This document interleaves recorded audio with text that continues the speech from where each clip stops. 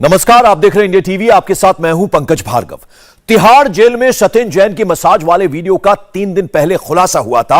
आज इस वीडियो ने धमाका कर दिया। मालिश और मसाज करने वाले जिस शख्स को फिजियोथेरेपिस्ट कहा जा रहा था, वो रेपिस्ट निकल आया है। इस मालिश वाले का नाम रिंकू है और वो बच्चों से दुष्कर्म के मामले में जेल पहुंचा है। उस पर पॉक्सो एक्ट की धारा 6 के अलावा आईपीसी की धारा 376, 506 और 509 लगी हुई है। सत्येंद्र जैन के वीवीआईपी ट्रीटमेंट वाले इस वीडियो के बचाव में आनंद फानन में मनीष सिसोदिया सामने आए थे और बीमारी पर राजनीति न करने की नसीहत दे गए थे। उन्होंने कहा था कि बीमार सत्येंद्र जैन की फिजियोथेरेपी चल रही है। उस दिन भी उन्होंने वो मेडिकल प्रिस्क्रिप्शन नहीं दिखाए थे जिसमें मेडिकल ट्रीटमेंट और फिजियोथेरेपी का जिक्र हो। आज साफ हो गया है कि सत्येंद्र जैन जेल में ही बंद एक दूसरे कैदी से बाहुबली नेताओं की तरह मालिश, मसाज और चंपी करवा रहे थे। इसका उनकी बीमारी से कोई लेना देना नहीं था। और सबसे ज्यादा शर्मनाक बात यह है कि बच्चों से रेप के आरोप में फंसा एक अपराधी सत्येंद्र जैन का इतना करीबी है। आम आदमी पार्टी की तरफ से अभी तक इस खुलासे पर कोई जवाब नहीं आया है। बीजेपी को एमसीडी और गुजरात चुनाव से पहले बड़ा मुद्दा मिल गया है। और तिहाड़ जेल में सत्येंद्र जैन की मसाज के मामले को लेकर एक बड़ा अपडेट भी आया है। दिल्ली की कोर्ट में अब इस मामले की अगली सुनवाई 28 नवंबर को होगी।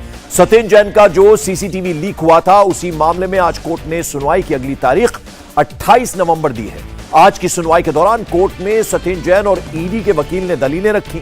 सत्येंद्र जैन के वकील ने कोर्ट में कहा कि तिहाड़ जेल में आगे ऐसे वीडियो लीक नहीं होनी चाहिए। वहीं ईडी की तरफ से कहा गया कि हमने वीडियो लीक नहीं किया है।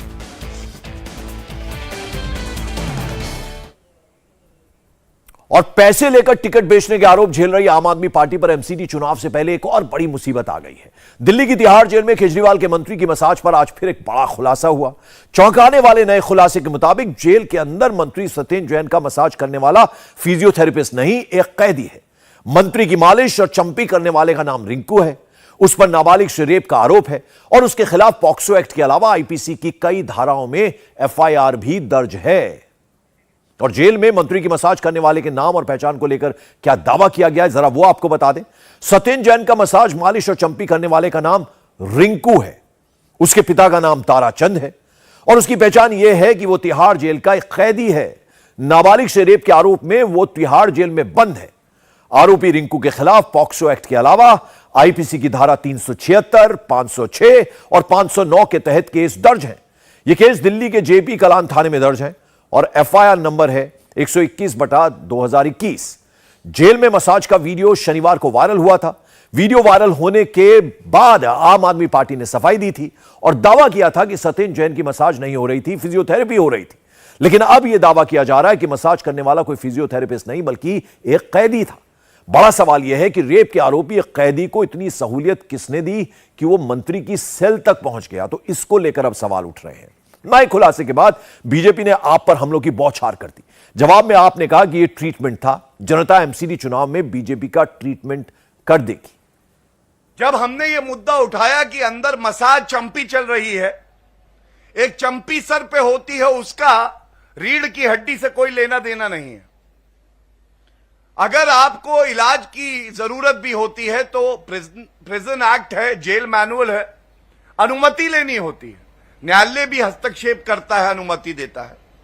आज जो खुलासा हुआ है, मीडिया के कई चैनलों ने भी चलाया है। ये जो व्यक्ति मालिश कर रहा है सत्येंद्र जैन की, चंपी कर रहा है, ये एक अभियुक्त है एक संगीन जघन्य अपराध के मामले में। POCSO act, prevention protection of children from sexual offences act, protection of children from sexual offences act, इसकी धारा 6 है। धारा 6 पॉक्सो एक्ट की 376 इंडियन पीनल कोड का और तमाम और धाराएं हैं जिसका मुकदमा इस पे चल रहा है। भारतीय जनता पार्टी को सबसे पहले एक बार अमित शाह जी जब बंद थे गुजरात के जेल में, स्पेशल जेल बनी थी, ना तो इतिहास में भारत के अंदर किसी को वो सुविधा मिली, स्पेशल ट्रीटमेंट न मिल सकती है। एक बार ऑन रिकॉर्ड है, सीबीआई ने ऑन रिकॉर्ड पेपर दर्ज किया हुआ है। एक बार वो सामने सबके रख दें कि क्या क्या ट्रीटमेंट दिया था। मसला उसका है ही नहीं। मसला ये नहीं है कि ट्रीटमेंट सत्येंद्र जैन को मिल रहा है। मसला ये है कि 4 तारीख को भाजपा का दिल्ली में ट्रीटमेंट करने जा रही है दिल्ली की जनता, इसलिए परेशानी है। और इस बीच बीजेपी के साथ साथ कांग्रेस ने भी आम आदमी पार्टी पर हमला बोल दिया है। कल तक जो दिल्ली के मुख्यमंत्री और उप मुख्यमंत्री ये कह रहे थे कि जेल में बंद जेल मंत्री सत्येंद्र जैन कोई मसाज नहीं ले रहे थे, वो फिजियोथेरेपी करा रहे थे, उन्हें जरूरत थी इलाज की।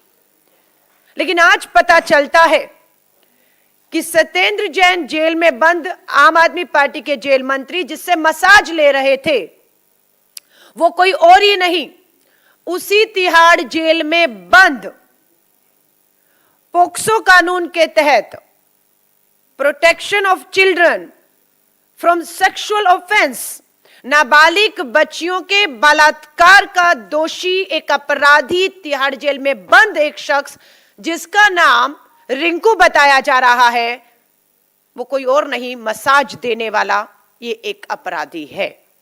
मीडिया के सामने आकर सत्येंद्र जैन जी की बीमारी का हवाला देते हुए कह रहे थे कि शर्म आनी चाहिए हमें। आज अभी तक आम आदमी पार्टी का एक भी नेता, एक भी प्रवक्ता ने आकर इसके ऊपर कोई बयान नहीं दिया है। कोई बड़ी बात नहीं।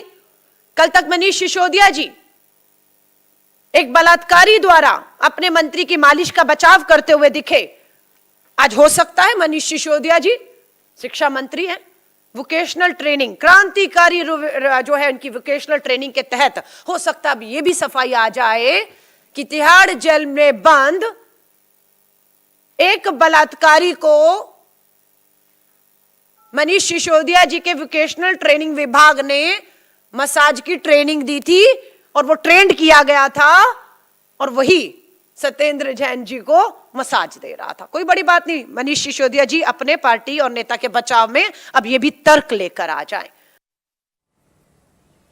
इस बीच दिल्ली के छावला से हैरान कर देने वाली तस्वीरें सामने आई हैं। आप वर्कर ने मटियाला से विधायक गुलाब सिंह पर पैसा लेकर टिकट बेचने का आरोप लगाया।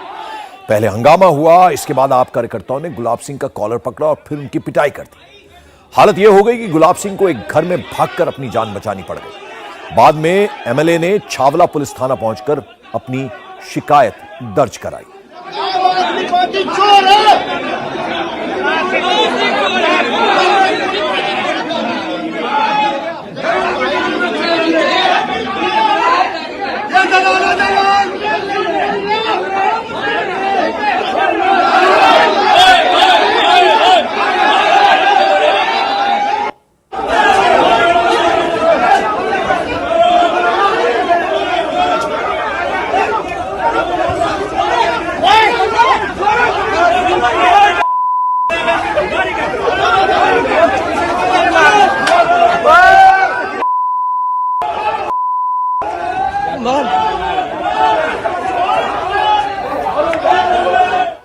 और हंगामे के दौरान आप कार्यकर्ताओं ने आरोप लगाया कि 1 करोड़ रुपए रिश्वत लेकर टिकट दिए जा रहे हैं। वीडियो में कार्यकर्ता यह कहता हुआ साफ सुनाई दे रहा है कि 6 महीने पहले करोड़ रुपए दिए थे टिकट के लिए और अभी 5 लाख रुपए दिया है, इसके बावजूद टिकट नहीं मिला।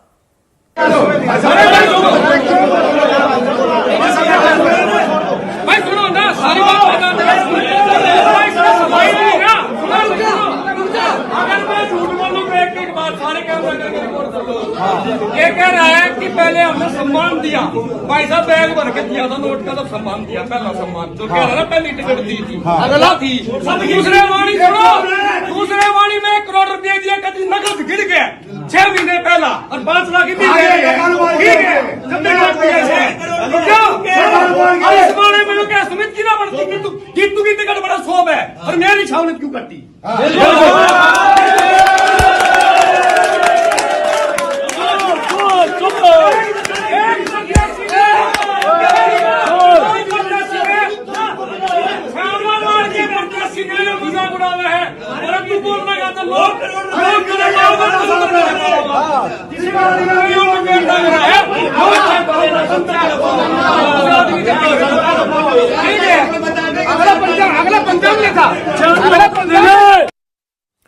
अब जरा आपको ये बता दें कि गुलाब सिंह की आखिर पिटाई क्यों हुई। दरअसल पिछले एमसीडी चुनाव में आपने सुमित शौकीन को छावला वार्ड से टिकट दिया था। इस बार परिसीमन के बाद इस सीट का नाम बदलकर नंगली सक्रावती वार्ड कर दिया गया। इस बार सुमित शौकीन अपनी पत्नी ज्योति शौकीन के लिए टिकट मांग रहा था, लेकिन पार्टी ने गीतू शौकीन को टिकट दे दिया। इसी से सुमित शौकीन नाराज था। कल ये नाराजगी खत्म करने के लिए आपके दफ्तर में बैठक चल रही थी, जहां आप कार्यकर्ताओं ने पहले गुलाब सिंह का कॉलर पकड़ लिया और फिर पिटाई शुरू कर दी। दिल्ली में एमसीडी चुनाव में टिकट पर कैसे जंग का मैदान बन गया छावला। इंडिया टीवी संवाददाता गौनिका अरोड़ा की जरा ये रिपोर्ट देखिए। एमसीडी चुनाव होने वाले हैं, 4 दिसंबर को वोटिंग होने वाली है और 7 दिसंबर को नतीजे आएंगे, लेकिन उससे पहले लगातार आम आदमी पार्टी पर टिकटों को बेचने का आरोप लग रहा है और उसी सिलसिले में अब एक विधायक की पिटाई हुई है। दरअसल ये मामला दिल्ली के छावला इलाके का है। दिल्ली की मटियाला विधानसभा के विधायक गुलाब सिंह को कल आम आदमी पार्टी के ही कार्यकर्ताओं ने एक दफ्तर में पीट दिया। दरअसल ये जो मामला है ये इस जगह का है। हम इस वक्त कुतुब विहार फेज 1 में है। कुतुब विहार फेज 1 के इसी दफ्तर में ये दरअसल जो कैंडिडेट यहां से है गीतू शौकीन, उनका दफ्तर है और उसी दफ्तर में कल एक बैठक हो रही थी जिसमें गुलाब सिंह जो कि मटियाला विधानसभा से विधायक हैं वो यहां पर पहुंचे थे और तमाम आम आदमी पार्टी के जो कार्यकर्ता हैं वो यहां पर मौजूद थे और उस दौरान आपस में बहसाबहसी हुई, जिसके बाद ये आरोप लगा गुलाब सिंह पर कि उन्होंने पैसे देकर टिकट को बेचा है, पैसे देकर ही यहां पर टिकट का बंटवारा हो रहा है। और इन्हीं आरोपों के बीच में कुछ लोगों के साथ उनकी इतनी ज्यादा बहसबाजी हो गई कि उसके बाद कुछ लोगों ने उन पर हाथ उठाया, उनके साथ मारपिटाई की। जिस जगह पर ये पूरी घटनाक्रम हुई, सबसे पहले आपको वहां लिए चलते हैं। दरअसल ये वो गीतू शौकीन का ऑफिस है कुतुब विहार में, जिसके अंदर हम इस वक्त जा रहे हैं। हालांकि अभी इस वक्त यहाँ पर गीतू शौकीन जो कि प्रत्याशी हैं वो यहाँ पर नहीं है, लेकिन कुछ लोग यहाँ पर बैठे हुए हैं। ये तमाम आपको उनके पैम्पलेट्स और सारा आम आदमी पार्टी का जो इस वक्त प्रचार के लिए जो सामग्री है वो इस वक्त यहाँ पर है। कोई है यहाँ पर कोई बात करने के लिए? कल जो घटना हुई थी उसके तब आप लोग थे यहाँ पे? नहीं मैम, तब आप लोगों में से नहीं थे। पता चला आप लोगों को क्या हुआ? नहीं, हमें सुबह नहीं। आप लोगों को कुछ पता चला? नहीं, कोई भी नहीं था आप लोगों में से? कोई था और है कोई यहाँ पर जो कैंडिडेट का? अभी तो हम ऐसे ही मिलने आए मैम से। 6 बजे ऑफ। हाँ, हमारा 6 बजे ऑफ हो जाता है। और कल बैठक कितने बजे हुई थी आप लोगों के होते हुए? हमारे जाने के बाद हुई शायद। आपके जाने के बाद। तो जो विधायक है वो वैसे भी यहाँ आते रहते हैं। कल कौन लोग थे जो जिन्होंने मारपिटाई की? नहीं, हमें पता नहीं ना, हम थे नहीं ना, हम तो 6 बजे तक चले गए थे। अच्छा, आप लोग 6 बजे चले गए थे। दरअसल ये जो पूरा घटनाक्रम हुआ ये इसी ऑफिस में हुआ। इस ऑफिस के अंदर अब आपको यहाँ की तस्वीर दिखाते हैं। यही वो जगह है जहाँ पर कल बैठक हो रही थी। इसी जगह पर गुलाब सिंह बैठे हुए थे तमाम अपने कार्यकर्ताओं के साथ। इसके अलावा जो कैंडिडेट्स हैं इस विधानसभा के इस क्षेत्र के वो यहाँ पर मौजूद थे और उसी दौरान गुलाब सिंह के पर कुछ लोगों ने आरोप लगाने शुरू कर दिए। उनको ये कहा कि गुलाब सिंह ने पैसे देकर टिकट को बेचा है, जिसके बाद कुछ लोगों में नाराजगी दिखी और उसके बाद वो नाराजगी इतनी ज्यादा बढ़ गई कि कुछ लोगों ने गुलाब सिंह पर हाथ उठाया, उनके साथ मारपिटाई हुई और उसके बाद धकेलते गुलाब सिंह ने यहां से बाहर जाने की कोशिश की, लेकिन लोगों ने उनका पीछा नहीं छोड़ा। जो कार्यकर्ता थे वो लगातार उनके पीछे बाहर की तरफ जाते रहे और उसके बाद गली तक ले जाकर उनके साथ मारपिटाई करते रहे। गुलाब सिंह ने इस पूरे मामले में छावला पुलिस थाने में एफआईआर दर्ज करवाई है और उनका आरोप है कि जिन लोगों ने उनके साथ मारपीट की वो बीजेपी के गुंडे हैं, वो आम आदमी पार्टी के कार्यकर्ता नहीं थे। लेकिन इस पूरे मामले में सच्चाई कितनी है, क्योंकि पुलिस ने फिलहाल इस मामले में 4 लोगों को डिटेन किया है। अब इस मामले की जांच चल रही है। सर, आप लोगों में से कोई था कल? नहीं, हम तो नहीं। आप थी कल यहाँ पर? हम तो थे, लेकिन मैं तो रसोई में थी, बाकी कुछ नहीं। अंदर क्या हुआ वो क्या रहा था यहाँ पर? वो तो कुछ नहीं रहा था मैम। अचानक कोई आए और भगदड़ मची, फिर मैं रसोई से बाहर निकली, बस उसके बाद मैंने तो कुछ नहीं, मैं भी पीछे से बाहर निकली। कितने लोग थे कल यहाँ? बहुत सारे लोग थे, बहुत आए बाहर से। विधायक को मार रहे थे, क्या कर रहे थे? अब वो हमने अंदर तो मैं जा नहीं पाई क्योंकि भीड़ इतनी थी कि मैं अंदर जा ही नहीं पाई। मैं तो अपना रसोई में चाय बनाती हूँ, मैं तो यही खड़ी थी। तो इतने में जब भगदड़ मची तो मैंने कहा क्या हुआ, तो मैं भी उन लोगों के साथ पीछे निकल गई। बस मारपीट, मैंने कुछ नहीं देखा। तो जो लोग आए थे वो कौन थे? वो क्या यहीं के हैं, कार्यकर्ता थे, कौन थे? वही तो हम नहीं देख पाए, हम तो अपने रसोई में ही थे। बाकी हम जैसे ही भगदड़ मची तो मैंने कहा अचानक ये क्या हुआ, मैं चाय यहीं रख दी और एकदम देखा तो सारे लोग बाहर निकल गए। विधायक जी कब आए हुए थे, कितने बजे यहाँ पहुंचे थे ऑफिस में? विधायक जी आ गए थे 6 बजे करीबन। 6 बजे आए थे और उसके बाद यहाँ बैठक चल रही थी। हाँ, बैठक अंदर चल रही थी, लेकिन मारपीट किसने करी वो हमने कुछ नहीं देखा। शोर शराबा सुनाई दिया था आपको? जब शोर शराबा हुआ तभी रसोई से बाहर निकली तो पब्लिक बाहर को भाग रही थी, तो हम भी पीछे से निकले, फिर कोई नहीं था, फिर हमने ऑफिस बंद कर दिया, हम भी घर चले गए। तो देखो ये यहाँ पर काम करती है और इनका कहना है कि जिस तरीके से यहाँ पर घटनाक्रम हुआ उस वक्त कुछ लोग मौजूद थे, कुछ लोगों ने विधायक के साथ मारपीट की, कौन लोग थे ये इन्होंने नहीं देखा। सर आप लोग थे कल यहाँ? मैं नहीं था। आप लोग यही काम करते हैं? हाँ। ये क्या हुआ था, ये कुछ पता चला कि कौन लोग थे? मैं अभी आ रहा हूँ। नहीं वैसे ये कौन लोग थे, वीडियो में आप लोगों को दिख रहा होगा ये जो लोग आकर चिल्ला रहे हैं, मैं आपको वीडियो भी दिखा दूं। ये कुछ लोग हैं जो यहाँ पर बैठकर चिल्ला रहे हैं, जो कह रहे हैं उन पर इस तरीके से आरोप लगा रहे हैं। ये शख्स आपको दिख रहा है, ये लाल इसमें? नहीं, एक्चुअली हम लोग कहीं दूसरे क्षेत्र से हम लोग अभी आ रहे हैं। हम लोग अभी आ रहे हैं दूसरे क्षेत्र। लोग अभी आ रहे हैं, आप लोगों ने नहीं देखा है। आप लोगों में से किसी ने कुछ देखा है कल यहाँ पर क्या हुआ? सर आप क्या नाम है आपका? मेरा नाम पंकज है। आप यही काम करते हैं? मैं आम आदमी पार्टी का कार्यकर्ता ही। हाँ जी। ये जो लोग कल आए थे, क्या इन लोगों में से किसी को पहचानते हैं आप, ये जो आरोप लगा रहे हैं? कल ना मीटिंग थी और मैं थोड़ा लेट हो गया था ऑफिस से, तो जब मैं आ रहा था उस टाइम भगदड़ मची थी, पर मुझे इसके बारे में कोई जानकारी नहीं है कि क्या हुआ क्या नहीं हुआ और कौन लोग थे, इसके बारे में मुझे कोई जानकारी नहीं है। इसमें जो मार पिटाई कर रहे हैं, जो मार रहे हैं विधायक को, ये कौन है, ये दिख रहे हैं आपको?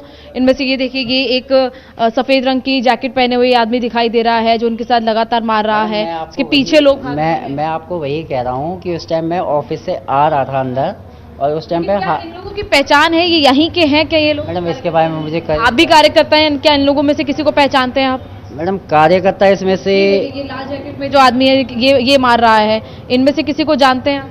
मैडम जानता तो सभी को हूँ मैं, पर मैं उस टाइम पे एट ए टाइम उस टाइम पे वहाँ नहीं मौजूद था जहाँ पे ये चीज़। क्या ये आम आदमी पार्टी के ही कार्यकर्ता है? मैडम इसके बारे में मुझे जानकारी नहीं है, क्योंकि ऐसा है ना कि जो मैं तो फाउंडर मेंबर हूँ, जिनको मैं जानता हूँ उसको जानता हूँ। अब कुछ इनके सपोर्टर भी हैं सुमित जी के और कुछ गीतू जी के भी हैं, तो इस बारे में मुझे जानकारी नहीं है इतनी। क्या इस ऑफिस में बीजेपी के भी कार्यकर्ता आ जाते हैं? मैडम यहाँ देखो पब्लिक ऑफिस है, आम आदमी का ऑफिस है, कोई भी आ जा सकता है, ऐसी कोई दिक्कत नहीं है। आम आदमी हो उसका भी स्वागत है, बीजेपी का हो वो भी। कल कोई आए थे क्या बीजेपी के? ये जो लोग हैं क्या ये बीजेपी के हैं? मैडम इसके बारे में मुझे बिल्कुल पता नहीं है, क्योंकि मैं उस टाइम मैं अंदर आ ही रहा था, गेट पे घुसा ही था, तब तक वो बाहर आ रहे थे, तो फिर मैं भी बाहर हो गया था उस टाइम पे। कुछ महिलाएं इस वक्त यहाँ पर बैठी हैं, इनसे पूछते हैं। आप लोगों में से कल कोई यहाँ पर था जिस वक्त ये घटना हुई? आप लोग थे यहाँ पर? नहीं बेटा, हम तो बहुत दूर के हैं, हम बुढ़िया है। नहीं हम भी नहीं थे। नहीं। तो बिल्कुल यहाँ पर तमाम लोगों से हम बात करने की कोशिश कर रहे हैं। आप थे कल यहाँ? नहीं, मैं नहीं था मैडम, नहीं थी। तो देखिए एक महिला जो यहाँ पर हमें मिली उसने हमें बताया कि वो जब यहाँ पर थी, लेकिन उस वक्त यहाँ पर शोर मच रहा था। उस वक्त यहाँ पर जब उन्होंने देखा कि विधायक को मारपिटाई कर रहे हैं, उसके बाद बाहर धकेलते हुए यहाँ से ले गए। और ये दरअसल ऑफिस का वो परिसर है जहाँ का पूरा वीडियो वायरल हुआ है, किस तरीके से अंदर बहसबाजी हुई। उसके बाद विधायक के साथ मारपीट करते हुए, धक्के मारते हुए यहाँ पर गुलाब सिंह को इस तरीके से बाहर ले गए। और उसके बाद सिर्फ यहीं तक नहीं रुके, बल्कि जो कार्यकर्ता थे आम आदमी पार्टी के, वो बाहर तक उनको मारते हुए, बाहर तक उनको धकेलते हुए इस पूरी गली में आगे की तरफ ले गए। श्रद्धा मर्डर केस में रोज ही कई बड़े और नए खुलासे हो रहे हैं। आज एक ऐसी खबर आई जिसने आफताब के खिलाफ सबूत और पक्के कर दिए। दिल्ली पुलिस के टॉप सोर्सेज के हवाले से पता चला है कि आफताब के घर खून के धब्बे मिले हैं। ये खून के धब्बे किचन और बाथरूम में मिले हैं। सीएफएसएल की टीम को घर के अंदर लगी टाइल्स और बाथरूम में लगी टाइल्स पर ब्लड स्टेन मिले हैं। ये ब्लड सैंपल टाइल्स के बीच जो गैप बने होते हैं उन पर मिले हैं। आफताब के फ्लैट से मिले खून के धब्बे श्रद्धा मर्डर केस में बहुत बड़ा सबूत साबित हो सकते हैं। हम आपको एक बार फिर से बता दें कि श्रद्धा मर्डर केस के आरोपी आफताब के फ्लैट के बाथरूम और किचन से खून के धब्बे मिले हैं। ये धब्बे टाइल्स का जो गैप होता है उसमें मिले हैं। आफताब ने मर्डर के बाद फर्श साफ किया था, इसके लिए उसने वैक्यूम क्लीनर भी खरीदा था, लेकिन ये धब्बे फर्श की टाइल्स के बीच हैं और इससे कई रात से पर्दा उठ सकता है। श्रद्धा मर्डर केस को लेकर एक और बड़ी खबर आ रही है। दिल्ली पुलिस कमिश्नर संजय अरोड़ा इस वक्त साउथ डीसीपी ऑफिस पहुंचे हैं। संजय अरोड़ा केस की जांच कर रहे अधिकारियों से अब तक की जानकारी ले रहे हैं और इसके लिए केस से जुड़े अधिकारियों को डीसीपी ऑफिस बाकायदा बुलाया गया है। श्रद्धा मर्डर केस के आरोपी आफ्ताब के पॉलीग्राफ टेस्ट पर एक बड़ी खबर आ रही है। आफ्ताब का पॉलीग्राफी टेस्ट आज रात में हो सकता है। दिल्ली पुलिस ने पॉलीग्राफ टेस्ट के लिए रोहिणी एफएसएल से संपर्क किया है। टेस्ट करने वाली एफएसएल की टीम के एचओडी कोर्ट गए हैं ताकि ऑर्डर को अदालत से वेरीफाई कराया जा सके। कोर्ट से ऑर्डर वेरीफाई होने के बाद आज रात में पॉलीग्राफ टेस्ट हो सकता है। रोहिणी एफएसएल में पॉलीग्राफ टेस्ट की तैयारियां पूरी कर ली गई हैं। तो आपको बता दें कि पॉलीग्राफ टेस्ट आज हो सकता है और इस बाबत कोर्ट से परमिशन के लिए इस वक्त पहुंचा गया है और आज आफ्ताब का पॉलीग्राफ टेस्ट रात में हो सकता है। तो आरोपी का लाई डिटेक्टर टेस्ट हो जाता है, इसमें बेहोशी का इंजेक्शन नहीं दिया जाता। आफ्ताब का पॉलीग्राफ टेस्ट आज रात में हो सकता है, जो इंफॉर्मेशन आ रही है, और इसके लिए बाकायदा रोहिणी एफएसएल में से संपर्क किया गया और वहां पूरी तैयारियां हो गई हैं, यानी आज ये पॉलीग्राफ टेस्ट हो सकता है। दिल्ली पुलिस आफ्ताब की 4 दिन की और रिमांड मिली है उन्हें। इन 4 दिनों में दिल्ली पुलिस को कई अहम सबूतों का पता लगाना है। पुलिस को श्रद्धा का कटा सिर ढूंढना है, डेड बॉडी के बचे हुए टुकड़े तलाशने हैं। वारदात के वक्त श्रद्धा और आफ्ताब ने जो कपड़े पहने थे वो खून से सने कपड़े भी बरामद करने हैं। वारदात में इस्तेमाल हथियार को भी खोजना है। उसके अलावा श्रद्धा के मोबाइल फोन को भी तलाशना पुलिस की एक बड़ी जिम्मेदारी है। श्रद्धा हत्याकांड में पुलिस को आज कई बड़ी कामयाबी मिली। पुलिस को आज साकेत कोर्ट से आफ्ताब की 4 दिन की कस्टडी और मिल गई है। तो वहीं आफ्ताब ने कोर्ट में कबूल किया है कि उसी ने श्रद्धा को मारा है। आफ्ताब ने कोर्ट में कहा कि उसने श्रद्धा को गुस्से में मारा था। इस बीच मेहरौली के मैदानगढ़ी तालाब से पुलिस को कई हड्डियां मिली हैं। इससे पहले कल मेहरौली के जंगल से पुलिस को इंसानी जबड़ा भी मिला था। दिल्ली पुलिस को कुल मिलाकर जबड़े समेत 18 हड्डियां मिल चुकी हैं।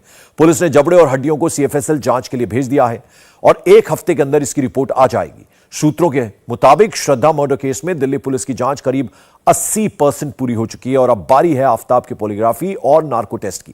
दिल्ली पुलिस आज ही आफ्ताब का पॉलीग्राफी टेस्ट करा सकती है और इसके लिए पुलिस ने फॉरेंसिक डिपार्टमेंट से बाकायदा कांटेक्ट कर लिया है। दिल्ली पुलिस आफ्ताब को लेकर मैदानगढ़ी तालाब भी जाने वाली है। आफ्ताब की निशानदेही पर मैदानगढ़ी तालाब से काफी कुछ सबूत मिल सकते हैं। देखिए मैदानगढ़ी तालाब से इंडिया टीवी संवाददाता जतिन शर्मा की ये एक्सक्लूसिव रिपोर्ट। श्रद्धा मर्डर के इस मामले में मैदानगढ़ी इलाके का तालाब अब सुर्खियों में है और इस तालाब के पीछे वजह यह है कि आफ्ताब ने पूछताछ में बताया कि इस तालाब में भी उसने श्रद्धा के शव से जुड़े जो पार्ट्स हैं वो इस तालाब में फेंके हैं। हालांकि जब कोर्ट में आफ्ताब को पेश किया गया, स्पेशल हियरिंग साकेत कोर्ट में की गई, उसमें फिजिकली आफ्ताब पेश हुआ। आफ्ताब ने बताया कि उसने दिल्ली पुलिस को इस तालाब के मैप के बारे में बताया कि किस जगह पर उसने श्रद्धा के शव से जुड़े जो अवशेष हैं वो इस तालाब में फेंके हैं। दिल्ली पुलिस ने भी कोर्ट में ये दलील दी है कि मैप उनके पास है और दिल्ली पुलिस चाहती है कि आफ्ताब को लेकर वो इसी तालाब के पास पहुंचे और जो शव के टुकड़े आफ्ताब ने इस तालाब में फेंके हैं उसको रिकवर किया जा सके। हालांकि इसी ग्राउंड को देखते हुए कोर्ट ने दिल्ली पुलिस को 4 दिन की आफ्ताब की पुलिस रिमांड एक्सटेंड कर दी है, बढ़ा दी है। लेकिन इस तालाब के बारे में अगर हम आपको बताएं तो सामने आप जो पूरा ग्रीन बेल्ट देख रहे हैं ये वही जंगल है जहां से दिल्ली पुलिस अभी तक 13 हड्डियां और एक जो बरामद कर चुकी है और उसी के पीछे का ये पूरा तालाब का हिस्सा है। हालांकि पहले दिन जब दिल्ली पुलिस यहां पर पहुंची थी तो इस तालाब से पानी निकालने की कोशिश की गई। ये तालाब दरअसल 15 फीट गहरा है। इस तालाब से पानी निकालना बहुत लंबा प्रोसेस है, इसलिए अब दिल्ली पुलिस गोताखोरों की भी मदद ले सकती है। साथ ही आपको बता दें कि इस तालाब का जो मैप आफ्ताब ने दिल्ली पुलिस को बताया है उसी मैप के जरिए अब दिल्ली पुलिस एक सर्च अभियान यहां पर शुरू करेगी, क्योंकि दिल्ली पुलिस ने भी कोर्ट में बताया कि उसके पास मैप है और मैप के जरिए वो आफ्ताब को खुद तालाब के पास लेकर आएंगे और तमाम जो सबूत है उनको जुटाने की कवायद जो है वो शुरू कर दी जाएगी। आपको बता दें कि इस मामले में अभी तक दिल्ली पुलिस के पास सबूतों का अभाव है। श्रद्धा के कपड़े, आफ्ताब के कपड़े जो उन्होंने वारदात वाले दिन पहने थे वो अभी तक मिसिंग है। श्रद्धा का मोबाइल फोन मिसिंग है। साथ ही जो वेपन है जिससे श्रद्धा के शव को काटा गया, चाहे वो आरी हो चाहे वो चापड़ हो, वो भी अभी दिल्ली पुलिस की गिरफ्त से बाहर है। साथ ही श्रद्धा का जो स्कल है, खोपड़ी है, वो भी अभी तक दिल्ली पुलिस रिकवर नहीं कर पाई है और ये सभी चीजें हैं जो कि अभी रिकवरी करना बाकी है। 4 दिन की पुलिस रिमांड आफ्ताब की जो है वो दिल्ली पुलिस को मिली है और इस 4 दिन में दिल्ली पुलिस वो सभी सबूत जुटाने की कोशिश करेगी। और इस बीच आज साकेत कोर्ट में आफ्ताब ने कई बड़े खुलासे किए। आफ्ताब ने अदालत में बताया कि उसने मर्डर के बाद श्रद्धा के टुकड़े कहां-कहां फेंके हैं। आफ्ताब ने कहा कि वो पुलिस की जांच में पूरा सहयोग कर रहा है, लेकिन ज्यादा दिन हो जाने की वजह से उसे बहुत कुछ याद नहीं आ रहा है। आफ्ताब ने पुलिस को हत्या में इस्तेमाल हथियार के बारे में बड़ा इनपुट दिया है। आफ्ताब ने वो जगह बताई जहां उसने मर्डर के बाद वारदात में इस्तेमाल हथियार को फेंका। आफ्ताब ने पुलिस को बताया कि उसने हत्या में इस्तेमाल आरी और ब्लेड गुरुग्राम डीएलएफ के फेज 3 की झाड़ियों में फेंका है। वहीं चापड़ उसने मेहरौली के 100 फुटा रोड के कूड़ेदान में फेंका। तो ये तमाम जानकारी उसने पुलिस को बातचीत के दौरान दी है। श्रद्धा मर्डर के इस मामले में रोजाना नए खुलासे सामने आ रहे हैं। आफ्ताब में पूछताछ ने एक चौंकाने वाला खुलासा किया। दिल्ली पुलिस से पूछताछ में आफ्ताब ने बताया कि श्रद्धा के मर्डर और श्रद्धा के शव को काटने में जिन औजारों का इस्तेमाल किया गया वो औजार दिल्ली और गुरुग्राम 2 अलग अलग लोकेशन पे फेंके गए हैं। इस वक्त हम मौजूद हैं आफ्ताब के घर से महज 750 मीटर दूर ये कूड़े का खत्ता है। दरअसल ये बहुत पुराना कूड़े का खत्ता हुआ करता था, जिसके बाद इसको बंद कर दिया गया और 100 फुटा रोड के ही एक दूसरी जगह पर कूड़े का खत्ता लोगों के लिए बनाया गया। लेकिन पूछताछ में आफ्ताब ने बताया कि 100 फुटा रोड पे जो पुराना कूड़े का खत्ता था उसी जगह पर चापड़ जिससे श्रद्धा के शव को काटा गया वो औजार वो हथियार उसने इसी कूड़े के खत्ते में फेंका है। आपको मैं समझाने की कोशिश करूंगा। ये गली आप देख रहे हैं, दरअसल इसी गली से होते हुए आफ्ताब के घर का रास्ता है और ये सबसे पुराना कूड़े का खत्ता है। 100 फुटा रोड पर ये सबसे पुराना कूड़े का खत्ता है और ये जो रोड आप देख रहे हैं इसी रोड से महज 750 मीटर दूर ही आफ्ताब का घर है। तो आफ्ताब ने जब इस पूरी वारदात को अंजाम दिया उसके बाद से ही उसने अलग अलग लोकेशन पर जो हथियार है वो फेंकने शुरू किए और चापड़ का जो जिक्र किया जा रहा है वो इसी जगह पर किया जा रहा है। हालांकि अब कूड़े का खत्ता यहां से बंद कर दिया गया। आपको मैं मैप के जरिए दिखाने की कोशिश करूंगा। आप देखेंगे कि आफ्ताब के घर की जो लोकेशन है वो यहां से महज 750 मीटर दूर है। और चौंकाने वाला खुलासा ये भी है कि जिस जगह ये कूड़े का खत्ता है, जिस जगह आफ्ताब ने चापड़ फेंका और पूछताछ में ये बात कही, वो जगह दरअसल घर के तो बेहद नजदीक है, लेकिन जहां से पुलिस को श्रद्धा से जुड़े हुए शव बरामद हुए, जो हड्डियां पुलिस ने जिस जंगल से बरामद की वो दरअसल सड़क के दूसरे तरफ है। सड़क के दूसरी तरफ आप ये फूल मंडी देख रहे हैं और यहाँ से महज 300 मीटर आगे ही वो जंगल का जो पूरा इलाका है वो शुरू होता है। जांच में ये बात भी सामने आई कि आफ्ताब गुरुग्राम में कॉल सेंटर में जब जाता था तो वो मेट्रो का इस्तेमाल करता था, लेकिन आरी और ब्लेड जब वो गुरुग्राम में फेंकने पहुंचा तो वो एक कैब के जरिए गया और कैब में लिफ्ट मांगकर गया। ये तमाम ऐसी बातें हैं जो पूछताछ में सामने आई हैं। पुलिस अब इन सभी दावों को वेरीफाई करने में लगी है और जो कूड़े के खत्ते का जिक्र किया जा रहा है, दिल्ली पुलिस की एक टीम यहां पर पहुंची थी। इस पूरे कूड़े के खत्ते की भी तलाशी यहां से दिल्ली पुलिस द्वारा ली गई है। और श्रद्धा मर्डर केस को सॉल्व करने में दिल्ली पुलिस के 200 जवान लगे हुए हैं। दिल्ली पुलिस की जांच 5 स्टेट्स में चल रही है, 5 राज्यों में चल रही है। दिल्ली और गुरुग्राम में लगातार बॉडी पार्ट्स की तलाश जारी है। उधर हिमाचल प्रदेश में दिल्ली पुलिस आफ्ताब और श्रद्धा के टूर की कड़ियां जोड़ रही है। उत्तराखंड में भी जहां जहां श्रद्धा और आफ्ताब गए वहां वहां जांच की जा रही है। उसके अलावा मुंबई और वसई में चश्मदीदों के बयान दर्ज किए जा रहे हैं। श्रद्धा मर्डर केस के दूसरे अहम सबूतों की तलाश में जुटी पुलिस ने 14 सदस्यीय एक टीम बनाई है जो अलग अलग लोकेशंस पर जाकर अब इस पूरे मामले की छानबीन करेगी। आफ्ताब के मोबाइल लोकेशन के आधार पर तफ्तीश की जाएगी। पुलिस आफ्ताब के पूरे रूट की तलाशी करेगी और मेहरौली और गुरुग्राम में कूड़ा उठाने वालों से भी पुलिस पूछताछ और सबूतों की तलाश करेगी। आफ्ताब हमेशा मेट्रो से अपने दफ्तर जाया करता था, लेकिन जिस दिन वो हथियार फेंकने के लिए गया था उस दिन वो कैब बुक करके गया था। श्रद्धा मर्डर केस में पुलिस की तफ्तीश जारी है। गवाहों के बयान दर्ज किए जा रहे हैं। पालघर की सोशल एक्टिविस्ट पूनम बिडलानी का भी दिल्ली पुलिस ने बयान दर्ज किया है, जिनसे श्रद्धा ने 3 बार मदद मांगी थी और आफ्ताब के खिलाफ श्रद्धा केस दर्ज कराने की तैयारी में थी। इंडिया टीवी संवाददाता राजीव सिंह ने पूनम बिडलानी से बातचीत की, जरा सुनिए। पूनम जी, आपने दिल्ली पुलिस के सामने अपना बयान दर्ज करा है, थोड़ा आपने बता दीजिए कि आपने पुलिस को क्या बताया, श्रद्धा कब आई थी, क्या हुआ था? उन्होंने भी वही नॉर्मली यही पूछा है, वो कब आई थी, आपने उसको कैसे हेल्प किया, यही सब उन्होंने भी पूछा। क्या श्रद्धा के साथ जो मारपीट की घटना आपने श्रद्धा ने आपको ब्रीफ किया था उस बारे में आपने बताया होगा, थोड़ा सा डिटेल में बता दीजिए। नहीं, उनको मारा गया था ये मैंने उनको बताया है और उसका कंप्लेंट जो हुआ था वो भी मैंने उनको बताया। अच्छा, कौन लेकर आया था आपके पास मदद? राहुल लेके आया था, वो मैंने उनको बताया।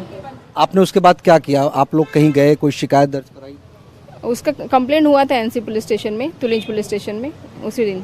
एक कोई लिखित में भी एक शिकायत दर्ज कराई थी, उसमें श्रद्धा ने अपनी तमाम बातें लिखित, क्या लिखा गया? देखिए, वो उसने कंप्लेंट जो किया था वो तुलिंज पुलिस स्टेशन की एक कॉपी थी। जो अभी पुलिस ने आपसे झगड़ा होने की वजह भी पूछी होगी कि कुछ श्रद्धा ने आपको ब्रीफ किया होगा, क्या श्रद्धा ने आपको क्या बताया था?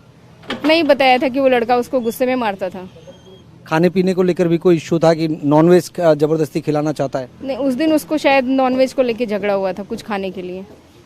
अभी दिल्ली पुलिस ने आपका बयान लिया, कोई आपके पास में कोई डॉक्यूमेंट भी उन्होंने लिए? जी सर, आधार कार्ड लिया था। दोबारा कभी पूछताछ के लिए आपको बुलाया? वो मुझे अभी कुछ नहीं बोला गया है। बिल्कुल, पूनम बिडलानी जो कि इंडिया टीवी से खास बातचीत कर रही थी, उनका कहना था कि जो बयान उन्होंने पहले इंडिया टीवी को दिया था उसी बयान को उन्होंने पुलिस के सामने रिकॉर्ड कराया है और पुलिस इस पूरे मामले में तफ्तीश कर रही है।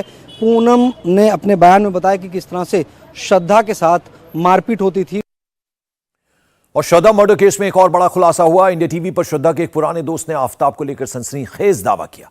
श्रद्धा के कॉलेज फ्रेंड ने कहा कि आफ्ताब डेटिंग ऐप से लड़कियां फंसाता था, वो श्रद्धा के होते हुए भी दूसरी लड़कियों से डेट करता था। श्रद्धा के दोस्त ने यह भी कहा कि उसे नशे की लत नहीं थी, लेकिन आफ्ताब से मिलने के बाद उसमें काफी बदलाव आया। इस पूरे मामले में श्रद्धा के दोस्त ने आफ्ताब के परिवार वालों पर भी सवाल उठाए हैं और कहा कि उन्हें इस केस से जुड़े कई राज पता हो सकते हैं, तभी वो फरार है। आफ्ताब के बारे में भी चर्चा हुई थी, आपसे कभी कभी आफ्ताब के बारे में भी बात किया। क्या आफ्ताब कभी जिस समय वो आपके साथ कॉलेज में पढ़ा करती थी, ग्रेजुएशन अपना कर रही थी या थिएटर कर रही थी, कभी आया था, मुलाकात आपकी उनसे हुई थी? अगर होती भी थी, आफ्ताब के बारे में क्या बताती थी श्रद्धा? आफ्ताब से हमारे कॉलेज के दिनों में उसकी कभी मुलाकात हुई हो इसकी जानकारी तो मुझे नहीं है। अगर ऐसा कुछ हुआ भी हो तो शायद मुझे याद नहीं है। किंतु इतना मैं ज़रूर कह सकता हूं कि जितना सुनने में आया उस लड़के के बाद जब ये रिलेशनशिप में थे तब उसके दौरान भी, ये आफ्टर कॉलेज की बात है, तो वो एक वुमनाइजर था, डेटिंग एप्लीकेशंस का एडिक्ट था। तो वो भी उसके रिलेशनशिप के बाद भी, पहले तो वैसा था ही, उसके बाद भी रिलेशनशिप में है, फिर भी वो ऐसी घटनाओं को अंजाम देता था ऐसे सोशल डेटिंग एप्लीकेशंस की मदद से। इसमें जो है अभी ये चीज़ सामने आ रही है कि आफ्ताब खुद ड्रग्स लेता था और वो कहीं ना कहीं जो है अपनी इस साजिश में कई सारी लड़कियों, जैसे कि अभी सुनने में आ रहा है, इन्वेस्टिगेशन भी आगे बढ़ रही है कि कई सारी लड़कियों से एक समय में वो चैटिंग भी करता था, डेटिंग भी करता था। अगर बातचीत वो करता था तो श्रद्धा उससे नाराज होती थी, लेकिन श्रद्धा अगर करती थी तो उसकी वजह से वो झगड़ा भी करता था। और ये जो नशे की बात है और बाद में ये हो रहा है कि उसने नशा दिलाने की भी कोशिश की, एडिक्ट करने की भी कोशिश की श्रद्धा को, इसके बारे में आपको कितनी जानकारी है? इसको किस तरीके से देखते हैं? इसको मैं इस तरीके से देखता हूं कि सबसे पहले बात आ जाती है डेटिंग एप्लीकेशंस के एडिक्ट होने की। ये शुरू हो जाता है 11th से ही कहीं ना कहीं। जब 10th के बाद कोई भी 11th में जाता है तो उसके पर आसमां में होते हैं उन स्टूडेंट्स के। और यहाँ पे कहीं ना कहीं एक रिक्वेस्ट और भी मेरा होगा कि गवर्नमेंट को एक ऐसा चैप्टर ऐड करना चाहिए जहाँ पे टीचर स्टूडेंट्स को रिलेशनशिप के ऊपर में पढ़ाए, ताकि उनको एक क्लैरिटी मिले, उनको एक सही डायरेक्शन मिले। लेकिन वहाँ पे क्या हो रहा है, ये डेटिंग एप्लीकेशंस यूज़ करते जा रहे हैं, इनको सारी चीज़ें बहुत ही आसानी से मिलती जा रही हैं, इनकी सोच एक बहुत गलत डायरेक्शन में चलती जा रही है। एक 16-17 साल का लड़का अपना गलत एज दिखा के और फिर एक उससे बहुत ज़्यादा उम्र वाली कोई या फिर छोटी बच्ची, फिर ये नशे की बात रह जाती है। नशे के बारे में आपने क्या जो है, और आपको इस वक्त की एक और बड़ी खबर बता दें, पीओके पर सेना का एक बड़ा बयान आया है। नॉर्दर्न कमांड के प्रमुख लेफ्टिनेंट जनरल उपेंद्र द्विवेदी ने कहा है कि धारा 370 हटने के बाद कश्मीर में काफी बदलाव देखने को मिल रहा है। आतंकवाद में काफी गिरावट आई है। सरकार जब भी आदेश देगी हम पीओके पर कार्रवाई करने के लिए तैयार हैं। उन्होंने कहा कि आतंकवादी कभी भी अपने मंसूबों में कामयाब नहीं हो पाएंगे, तो सेना पूरी तरह से तैयार है। ऑर्डर का इंतजार है। उपेंद्र द्विवेदी ने यह बात कही है। सरकार का ऑर्डर आने पर उचित कार्रवाई की जाएगी। As you are aware that parliamentary resolution already exists on the subject, so therefore it's nothing new. It is part of the parliamentary resolution. As far as the Indian Army is concerned, Indian Army will carry out any order which is being given by the government of India, and whenever such orders are given, we'll always be ready for it. India TV हर वक्त हर जगह download करने के लिए search करें India TV news Google Play Store या app store पर।